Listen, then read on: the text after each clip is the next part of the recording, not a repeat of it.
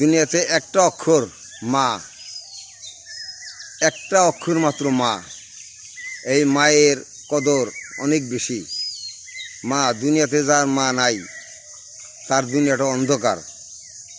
দুনিয়াতে যার মা নাই তার দুনিয়াটি যার দুনিয়াটা তার দুনিয়াটা অন্ধকার।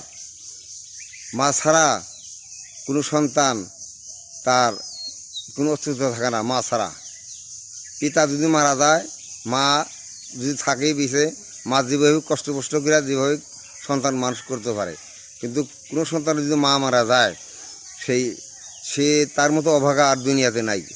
একটা অক্ষর মাত্র মা। মায়ের দাম অনেক বেশি। মায়ের ঋণ আজ পর্যন্ত কেউ শোধ করতে পারে নাই, আর শোধ করতে পারবেও না।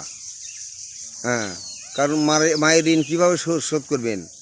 মায়ের কোলে আপনি আর আমি পায়খানা প্রস্রাব করছি, মায়ের কোলে বসে মায়ের বুকের দুধ খাইছি। সেই মা কি কারো কোলে, আপনার আমার কোলে বসে পায়খানা প্রস্রাব করছে?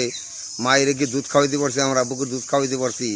কাজে মায়ের ঋণ তো কোনো দিন শোধ করা সম্ভব না।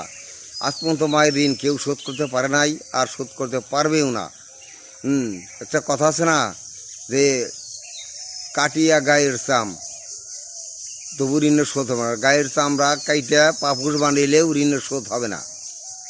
হ্যাঁ, একটা গান আছে এরকম যে নিজের গায়ের চামড়া যদি কাইটা যদি পাপুস বানানো যায়, এই ঋণ শোধ করা যাবে না কোনো মতেই, কোনো দিনও। কাজে মায়ের ঋণ কোনো দিন শোধ করা সম্ভব না।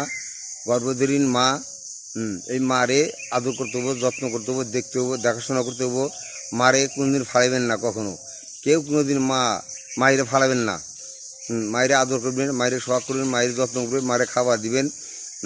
মারে যত কিছুই করেন, মায়ের ঋণ শোধ করা সম্ভব না। অনেক আছে চাকরি রেখে দেয় মায়ের সেবা যত্ন করার জন্য।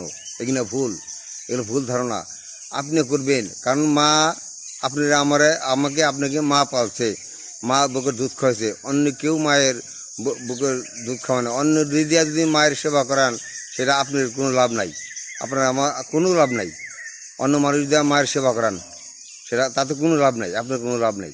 কাজে মায়ের সেবা, মা জন্ম দিচ্ছে, মায়ের গর্ভে জন্ম নিয়েছে, মাকে আমরা সেবা করব, মাকে যত্ন করব, মাকে দেখব, মাকে শুনবো, মাকে বুঝবো।